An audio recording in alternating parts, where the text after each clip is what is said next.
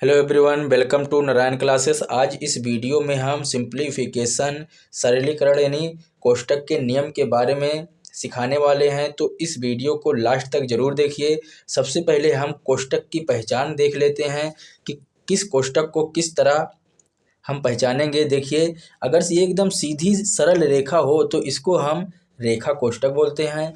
छोटा कोष्टक इस तरह से होता है, फिर ये मझला कोष्टक है और सबसे नीचे यहाँ पे ये लास्ट में बड़ा कोष्टक बना हुआ है, इसको हम बड़ा कोष्टक कहते हैं। तो जब हम पहला क्वेश्चन है मेरा 6+3, ये छोटा कोष्टक के अंतर्गत है, गुणे बड़ा कोष्टक है 3+, फिर मझला कोष्टक के अंतर्गत है 3+। उसके बाद में यहाँ देखिए ऊपर रेखा कोष्टक लगा है और रेखा कोष्टक के अंतर्गत है 6-2, फिर मझला कोष्टक है और बड़ा कोष्टक है। तो अगर इस तरह के क्वेश्चन हमें मिलते हैं तो सबसे पहले हम रेखा कोष्टक को हल करेंगे। तो रेखा कोष्टक को हल करने से पहले जितने भी अंक हैं उस सब को हम नीचे लिख लेंगे। तो यहाँ पे हम लिखेंगे 6+3 गुणे बड़ा कोष्टक के अंतर्गत है 3+, उसके बाद में मझला कोष्टक के अंतर्गत है 3+। अब देखिए इसके पहले जितने भी थे हम उसको उसी तरह नीचे लिख लिए। अब हम रेखा कोष्टक को हल करेंगे। तो रेखा कोष्टक के अंतर्गत 6-2 है, तो 6 से 2 घट जाएगा तो 4 बचेगा। अब जब ये घट जाएगा तो यहाँ से रेखा कोष्टक हट जाएगा, तो यहाँ लग जाएगा मझला कोष्टक और बड़ा कोष्टक। अब देखिए ये रेखा कोष्टक के बाद में हम छोटा कोष्टक को हल करते हैं। तो छोटा कोष्टक के अंतर्गत है 6+3, तो ये 6 में 3 जुड़ेगा तो यहाँ हो जाएगा 9 गुणे। अब बड़ा कोष्टक को हम लिख लेंगे 3+, मझला कोष्टक के अंतर्गत है 3+4, तो यहाँ हो जाएगा, ये जुड़ जाएगा तो ये होगा 4 3 7। अब ये दोनों जुड़ जाएगा तो मझला कोष्टक भी समाप्त हो जाएगा। अब बच रहा है बड़ा कोष्टक। बड़ा कोष्टक को हम यहाँ लगा लेंगे। उसके बाद में यहाँ पे 9 है, 9 हम लिखेंगे गुणे। अब देखिए बड़ा कोष्टक के अंतर्गत है 3+7, अब ये दोनों जुड़ेंगे तो ये हो जाएंगे 10। अब 9 और 10 का गुणा होगा तो ये हो जाएगा 90। यही हमारा आंसर हो जाएगा। इस तरह से हम कोष्टक वाले सवाल को हल करते हैं। तो चलिए अब हम दूसरा कोष्टक वाला सवाल को लेते हैं। दूसरा क्वेश्चन है बड़ा कोष्टक 3+3, फिर मझला कोष्टक के अंतर्गत है 6-, फिर छोटा कोष्टक के अंतर्गत है 3+8 माइनस, फिर रेखा कोष्टक के अंतर्गत है 5+1, फिर छोटा कोष्टक लगा है, मझला कोष्टक और बड़ा कोष्टक है। अब देखिए हम सबसे पहले फिर हमें सबसे पहले रेखा कोष्टक है तो रेखा कोष्टक को हल करना है। इसके पहले जितने हैं उसको हम लिख लेंगे। तो यहाँ होगा 3+3, फिर ये हो जाएगा मझला कोष्टक के अंतर्गत है 6-, अब छोटा कोष्टक के अंतर्गत है 3+8 माइनस। अब देखिए बहुत लोग ये सोचते हैं कि ये 5 के पहले माइनस है और एक प्लस में है तो ये घटेगा, लेकिन घटेगा नहीं, ये ब्रैकेट के बाहर है, ये रेखा ब्रैकेट के अंतर है, तो इस माइनस से हमें कोई मतलब नहीं है। 5 और 1 जुड़ जाएगा तो ये हो जाएगा 5 1 6। अब रेखा कोष्टक को ख़त्म कर दिया। अब छोटा कोष्टक, मझला कोष्टक और बड़ा कोष्टक लगा देंगे।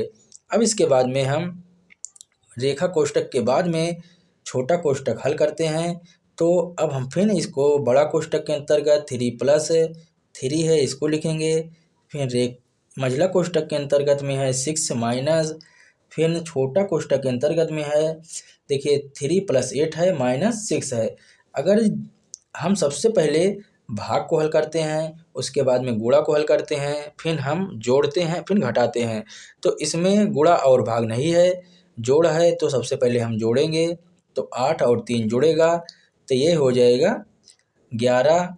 तो यहाँ हम लिखेंगे 11 - 6। अभी ये ख़त्म नहीं हुआ है तो हम छोटा कोष्टक को लगा देंगे, फिर यहाँ पे मझला कोष्टक और बड़ा कोष्टक लगाएंगे।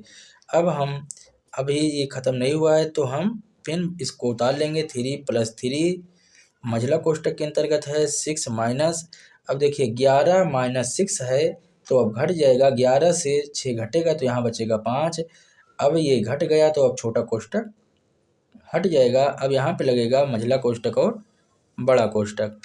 अब इसके बाद में मझला कोष्ठक को हल करेंगे तो हम बड़ा कोष्ठक लिख लेंगे 3 + 3।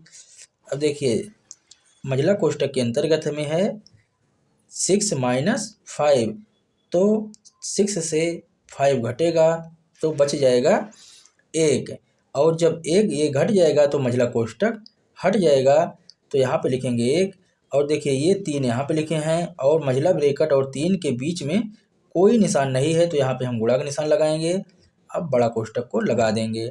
अब बड़ा कोष्ठक के अंतर्गत में सबसे पहले हम गुणा को हल करेंगे तो ये हो जाएगा 3 एकम 3, तो ये होगा 3 + 3, 3 एकम 3। अब ये 3 और 3 जुड़ जाएगा तो ये हो जाएगा 6। यही हमारा आंसर होगा। अब चलिए हम तीसरा क्वेश्चन को देख लेते हैं। तो हमारा तीसरा क्वेश्चन है, छोटा ब्रैकेट के अंतर्गत में है 6 + 5, और उसके बाद में गुणे मझला ब्रैकेट इसके अंतर्गत में है 7 + 8 - 6 गुणे 8, प्लस रेखा कोष्ठक के अंतर्गत है 3/3 मझला कोष्ठक बंद है। तो सबसे पहले हम जो है रेखा कोष्ठक को हल करेंगे। इसके लिए हम छोटा कोष्ठक को उतार लेंगे 6 + 5 गुणे मझला कोष्ठक को भी उतारेंगे। तो ये मझला कोष्ठक के अंतर्गत में है 7 + 8 - 6 गुणे 8 प्लस। अब इसको हम रेखा कोष्ठक को हल करेंगे। अब 3 से 3 में भाग देंगे, 3 एकम 3 हो जाएगा, 1 बचेगा। अब रेखा कोष्ठक हट गया, अब यहाँ पे बचा मझला कोष्ठक। अब इसके बाद में हम रेखा कोष्ठक को हल करने के बाद हम छोटा कोष्ठक हल करेंगे। तो 6 + 5 है तो ये दोनों जुड़ जाएगा, तो ये हो जाएगा 11 गुणे। अब इसके बाद में हम मझला कोष्ठक को इसी तरह उतार लेते हैं। तो यहाँ हो जाएगा 7 + 8 - 6 गुणे 8 + 1 मझला कोष्ठक। अब चलिए हम मझला कोष्ठक को हल करेंगे। तो मझला कोष्ठक के अंतर्गत में देखिए प्लस है, माइनस है, गुणा है, प्लस है। तो सबसे पहले हम गुणा हल करेंगे, तो बाकी हम इसे उतार लेंगे। तो ये हो जाएगा 7 + 8 माइनस, अब देखिए 6 और 8 का गुणा होगा तो 6 × 8 = 48 हो जाएगा। तो यहाँ पे लिखेंगे हम 48 + 1। अब इसके बाद में हम गुणा के बाद में जोड़ है, अब हम जोड़ेंगे इसको। तो ये हो जाएगा 11 गुणे मझला ब्रैकेट। अब देखिए 7 और 8 है तो 7 और 8 जुड़ जाएगा, तो ये हो जाएगा 8 × 7 = 15 माइनस इधर 48 और 1 है तो ये जो है देखिए यहाँ 48 माइनस में है, 1 प्लस में है, तो ये हो जाएगा 47। तो यहाँ पे लिखेंगे हम 47। अब देखिए अब हमें यहाँ पे मझला कोष्ठक के अंतर्गत 15 - 47 मिला है, तो अब हम इसको हल कर लेंगे। तो ये हो जाएगा 11 गुणे, अब देखिए यह 47 से 15 को घटा देंगे तो 7 से 5 जाएगा, 2 बचेगा। उसके बाद में 4 से 1 जाएगा, 3 बचेगा। लेकिन देखिए बड़ी संख्या माइनस में है तो यहाँ पे माइनस लग जाएगा।